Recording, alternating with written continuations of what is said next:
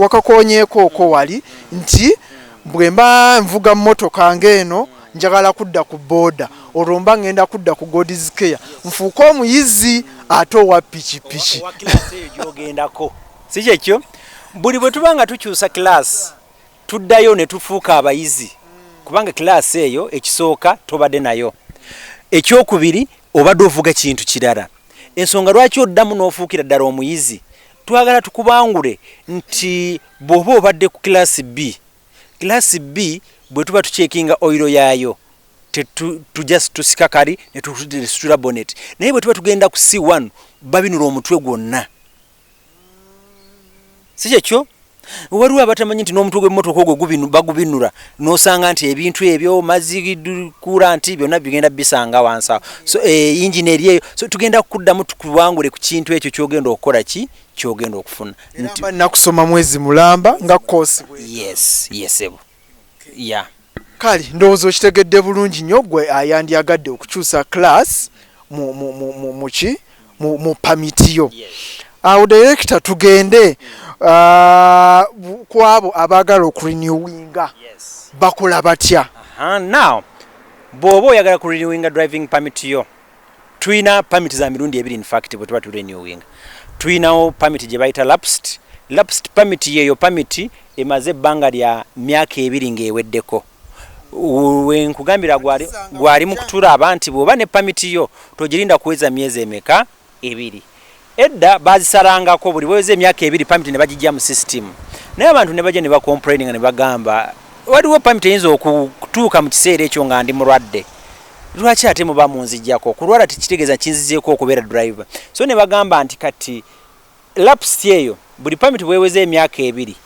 olina okuddamu ewa IOV n'otestingibwa buto n'oddamu n'okola ki n'ofuna permit so okwewala ebyo byonna making sure nti osigala monitoringa permit yo olabe nti weggwerako nino giza bujja permit lapsed permit ne permit yaffe neeweddeko mu nnomo permit eya nnomo etwala olunaku lumu okugirenewinga tina akasente kakuteesa katini nnyo bw'ojja ku office kasente katini naye nga permit ogifuna mu lunaku lumu then permit eya lapsed jjukira owuliddemu nti erimu IOV okuddamu ate aba atestinga buli class joyinamu let's say mbaddemu ne class ya piki nembamu ne class y'emmotoka entono nembamu ne class ya fuso ezo zonna class zirina okutestingibwa so making sure nti bw'oba ogenda wa IOV olina okugenda n'emmotoka ezo zonna tukukyajinga buli kimu nga bw'olira class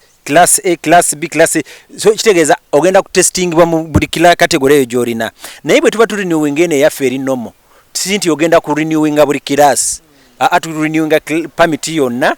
class zirimu naye bw'ebe etuuse mu lapsed kikyukamuko n'osanga nti tugenda kutestingibwa buli class yonna eri mu permit naye bw'obanga tenaweza myaka ebiri ng'eweddeko ogifuna mu lunaku lumu ate lapsed yeebeera ya weeks ebbiri kusinziira ku programu ya IOV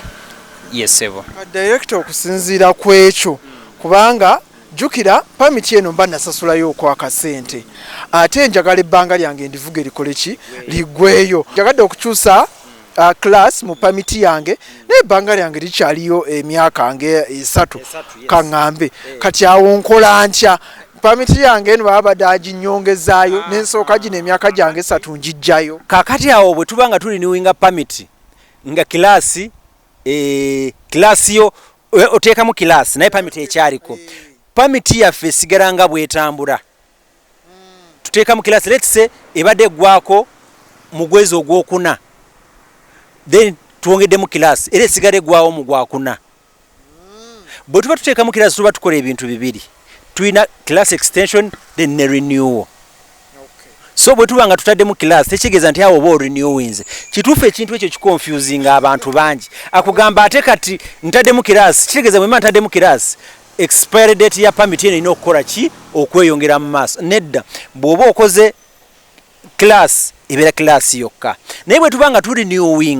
turenewingira mu class ezo zonna zo ne zisigalamu class zonna z'okoze eki z'otaddemu si nti zigenda kuba nti buli bw'okola renewal ya class buli class gy'otaddemu tukola renewal ya mulundi gumu naye ng'etwaliramu class ezo zonna z'olina mu permit yo